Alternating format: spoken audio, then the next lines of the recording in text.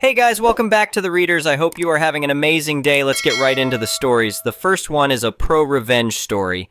My first job after graduating college was at a local streaming TV station in 2022. The owner, let's call him Marcus, was, and still is, the worst human being I've ever met. This guy has plenty of money, but he'll cheat and lie about anything to avoid paying his bills. When I started working there, Marcus had just signed a contract with Amazon Prime Video to become part of their local channels package. Since we were purely a local streaming station at the time, this meant we had about 2 months to upgrade our entire system to start broadcasting to Prime Video customers across the greater Seattle area. According to the contract, each day we missed the deadline would result in hefty penalties for Marcus. Not knowing anything about streaming technology, Marcus hired my friend Alex as a freelance consultant. During their first meeting, Alex laid out the options. Look, for about $15,000, I can set up an automated system that'll handle everything seamlessly, Alex explained. Marcus scoffed. That's way too much. Find me something for half that price. Well, there might be a way, but... Alex started. Perfect, Marcus interrupted.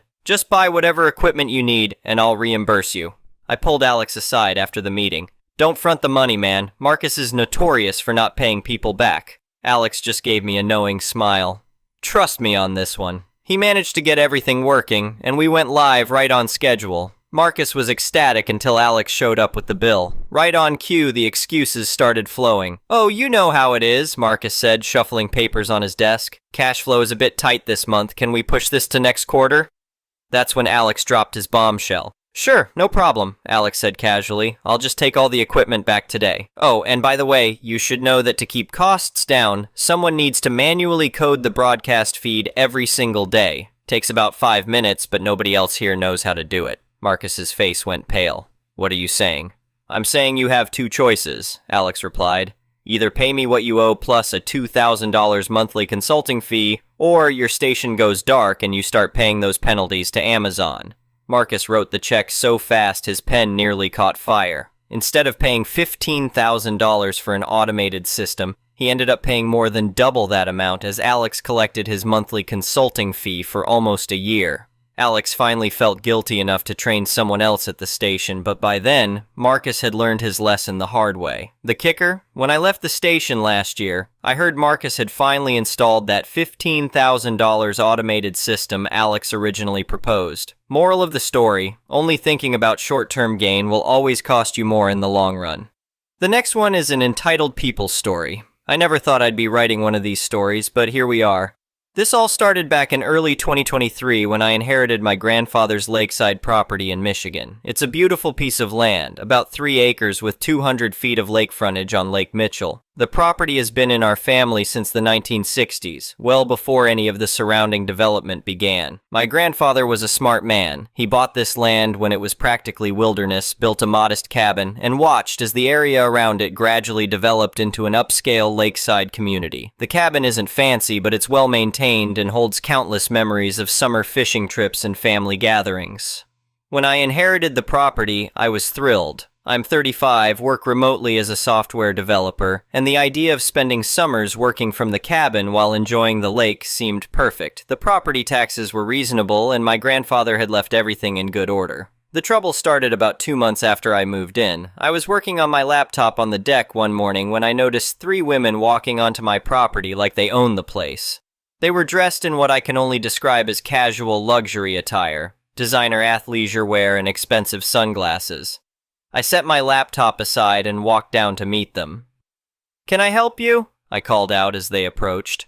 The woman in front, who I'd later come to know as Barbara Thompson, Homeowner Association President Extraordinaire, gave me what I assume she thought was a warm smile.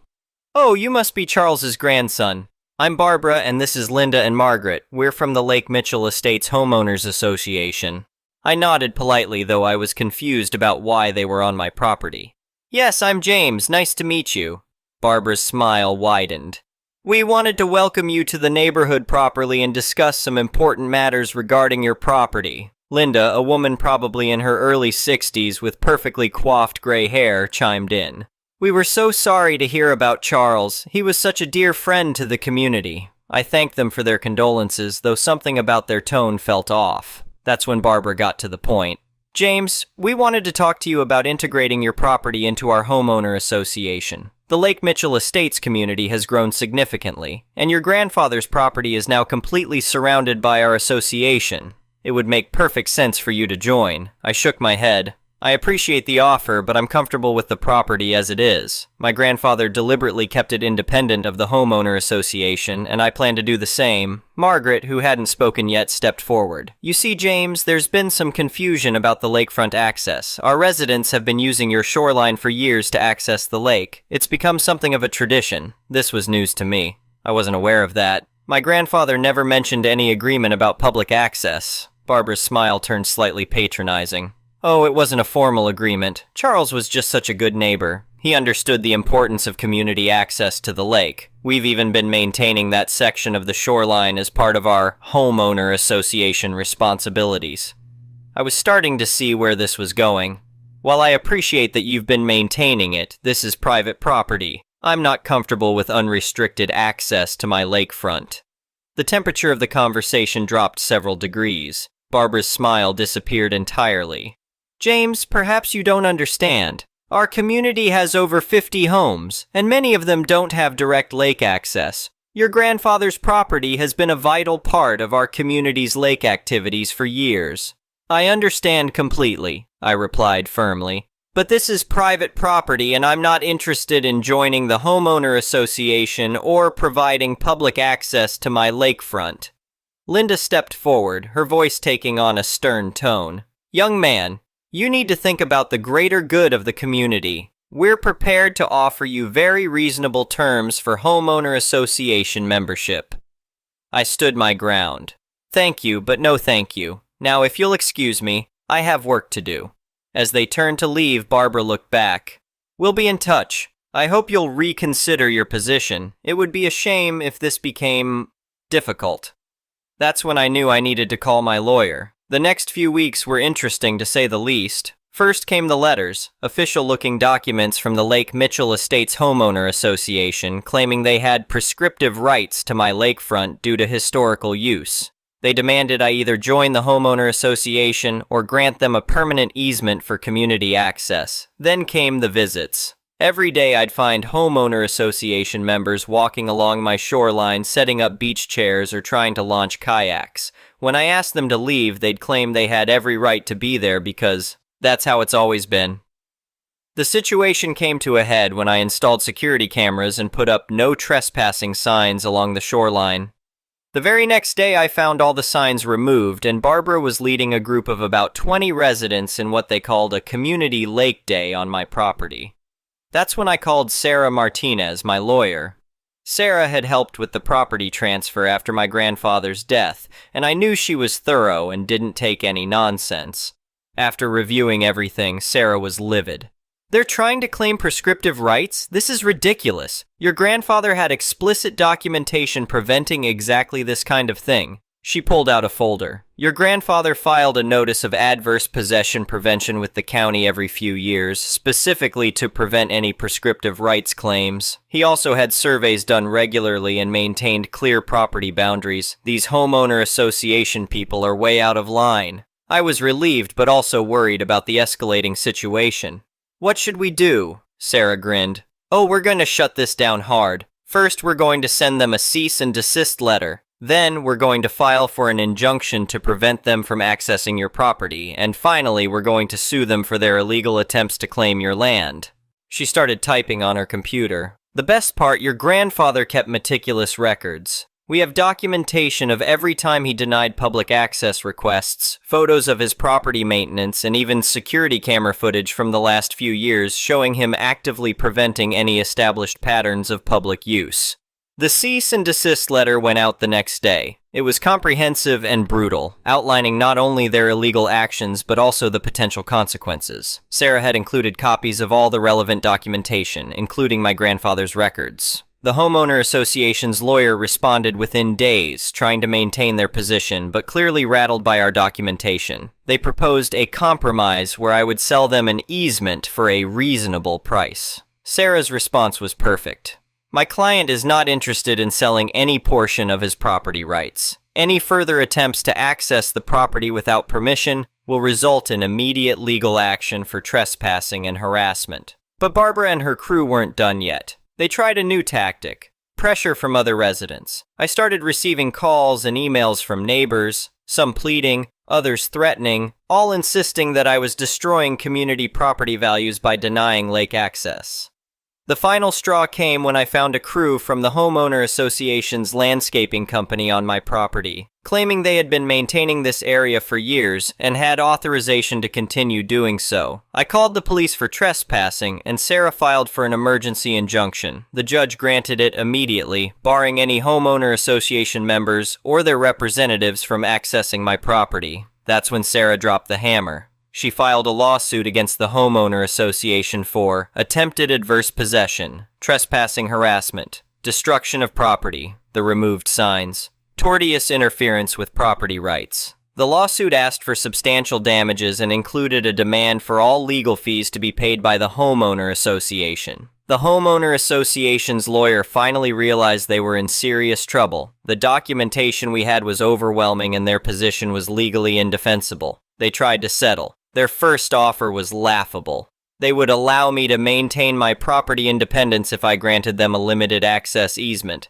Sarah declined without even running it by me. Their second offer was better. They would pay for all legal fees and damages if we dropped the lawsuit. Sarah's counteroffer was brilliant. They would pay all legal fees, damages, and sign a legally binding agreement acknowledging my absolute property rights and promising never to attempt any adverse possession or easement claims in the future. They accepted. The aftermath was satisfying. The Homeowner Association had to pay over $50,000 in legal fees and damages. They also had to send a formal notice to all residents acknowledging that my property was private and that any trespassing would result in immediate legal action. Barbara stepped down as Homeowner Association president shortly after. Apparently, the Homeowner Association board wasn't happy about having to levy a special assessment to pay for her legal misadventure. I installed a proper fence along the property line and upgraded my security system. The cameras now cover every inch of the shoreline, and I haven't had a single trespasser since the settlement. The best part? Some of the more reasonable neighbors have actually apologized. One couple even brought over a bottle of wine and admitted they had no idea Barbara was operating without any legal basis. My grandfather's property remains exactly as he intended, a private, peaceful retreat where I can enjoy the lake without interference. The Homeowner Association learned an expensive lesson about respecting property rights, and I learned the value of having a great lawyer and keeping good records. As for Barbara, Linda, and Margaret, they still live in the community, but they cross the street when they see me coming. I hear they've turned their attention to complaining about other residents' mailbox colors and lawn ornaments. Some people never learn, I guess. Last summer, I hosted a family reunion at the cabin. As we sat on the deck watching the sunset over the lake, my dad raised a toast to my grandfather. "He would be proud," Dad said. "He always said this place was worth protecting, and you did just that." I couldn't agree more. Sometimes standing your ground isn't just about protecting property, it's about protecting principles and memories. The lake is beautiful this time of year, and I'm grateful I can enjoy it in peace, just as my grandfather intended. The whole experience taught me a valuable lesson. Never assume that being reasonable and minding your own business will protect you from unreasonable people. Sometimes you need to fight for what's rightfully yours, and having the right documentation and legal support makes all the difference. P.S. I've kept all the documentation, cameras, and legal papers in order just in case Barbara or her successors get any ideas in the future. But somehow I don't think they'll be trying anything again anytime soon. That special assessment hit their wallets hard enough to make a lasting impression. The next one is a petty revenge story. I work at a rather famous home supply and maintenance store. I won't say the name just in case, but to set the scene, a month or so ago, Karen and her husband came in to buy an appliance. They happened to come on a very busy day, and we only had 2 people in appliances, one of whom was going on her lunch. Well, apparently Karen wasn't happy that a couple of men who'd already been waiting were served ahead of her and pitched a tantrum, even going so far as to go up to the girl leaving for her lunch, who was no longer in uniform, was talking to another employee, and berating her for ignoring her. The girl told her multiple times she wasn't on the clock, and Karen informed her it didn't matter. She would help her right then. The girl told her she could wait or take her business elsewhere and went about her business. This apparently pissed off Karen and her husband as he proceeded to call customer service. I happened to be covering their desk, and began yelling at me that he was a GD man, and that if we were going to serve other men before his wife, we would ducking serve him first. I laughed at him, said that's not how things work, and hung up the phone. We don't take abuse at my store, I definitely refuse to, and the managers generally support us in that. The funny part? Our town has a local Facebook page where you can post reviews and events. And Karen decided to make a massive post about what happened, only she actually didn't. She twisted it so that it seemed she'd been purposely ignored. She hadn't, she just didn't want to wait in line. Denied service, she wasn't. She'd confronted and cursed out a teenage employee who was off the clock. And she and her husband had been verbally abused by every employee in the store. They had spoken to the girl and to me, and neither of us abused them. We were both abused. Of course, at first she got sympathy from a lot of women of the same mentality, a lot of no one wants to work anymore comments. But one of our cashiers happened to be told about it and showed me I'm petty. I'll admit it beforehand. But I made a fake Facebook account. I don't do social media much beyond lurking on Reddit, and joined the town's page. Needless to say, I first commented in explicit detail everything that actually happened, including direct quotes from the other girl. Then, to sink the Duck You Karen knife a little deeper, I copied my post and replied to every comment on her post. This isn't actually what happened. What happened was insert comment here. Within moments, the entire town turned on her. Hundreds of comments calling her a liar and a horrid person. The next morning, the post was gone and she's never returned to our store. Was I a bit of a Karen myself? Maybe. But when it comes to my fellow employees, I tend to fight petty fire with petty fire. And thanks to this situation and several more since then, I've become the go-to for dealing with Karens and rude customers when my coworkers can't get a hold of a manager.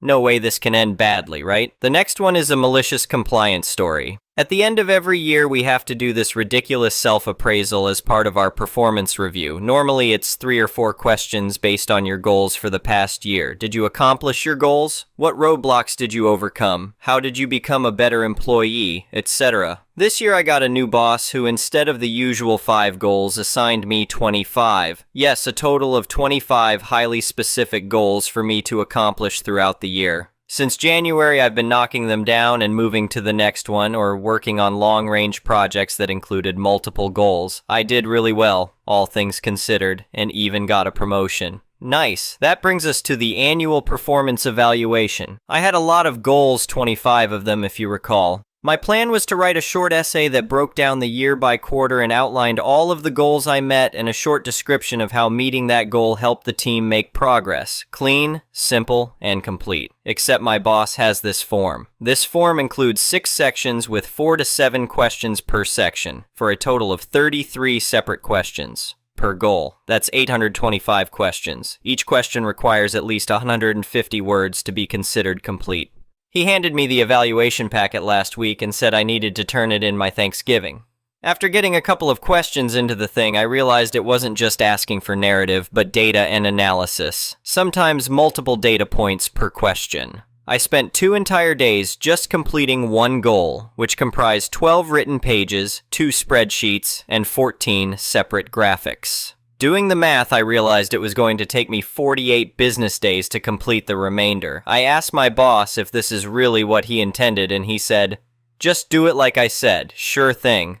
I cleared my calendar through Thanksgiving, not one meeting, declined all project requests in Asana, turned on Busy in Teams, turned on auto replies in Outlook for a full month. When my boss's boss, our VP, came by and asked why I wasn't responding to any requests or responding to email, I explained the situation. What's funny is he said, "Yeah, he's a real stickler for detail. I guess he needs to learn how to deal with reality. Carry on." I'm up to about 130 odd written pages. This thing is going to be bigger than my dissertation, and he still hasn't come by to ask why I'm not coming to meetings anymore. Maybe this really is what he wants. A team lead doing useless paperwork for 6 weeks. Whatever. They're paying me.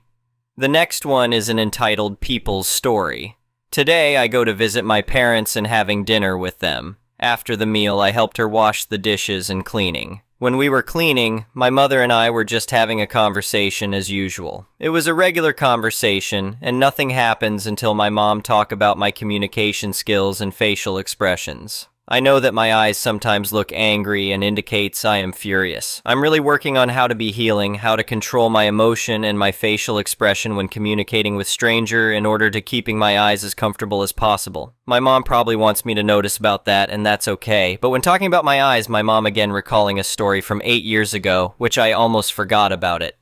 Context, I was 14 at that time the story happens, and we were still in my home country, which is in Southeast Asia, before we migrated to the US. My mother married to an American man who is now my stepfather, because he was an expat and have many friends who also expats in my country. One day, we were having a fancy dinner and many of them. I was sitting face to face with an Aussie guy. Everything about the dinner was good. We were having a buffet in a restaurant of a fancy hotel. The food was tasty. It was the first time I met him and also the last time. I thought it should be a fancy dinner and a good time to make friends, but it turned out to be not like I was expected. I was enjoying my meal and that guy sitting in the opposite side started to talk with me, some greetings and asking me some questions. And he asked, "How many boyfriends you've dated?" I felt tremendously uncomfortable, because at that time I was still a kid and naive about that. My reaction now when typing this down is, ew! Actually, I often hear people around me, my extended family, aunts, uncle, asking the question like, are you taken? Do you have a girlfriend, boyfriend? When you get married? To adults in Tet Holiday. But the point is, no one asking that question to a 14-year-old kid. When you're a kid at the age of receiving lucky money, adults often asking about your grades, your performance at school. Actually, it doesn't matter if people kidding me about me having a boyfriend, but how many boyfriends? Not a good joke. And now, my mother still recalling that story, say that my eyes made that guy scary, that I shouldn't behave like that. To be honest, I have never icily gotten angry to a person without a reason. For many years, I am not supposed to share this story on the internet, and I don't give a crap about that guy, and don't let him bother me. But today, I'm enraged. Thank you for watching. I would really appreciate it if you could like the video and subscribe to our channel if you haven't already. We'll see you again tomorrow.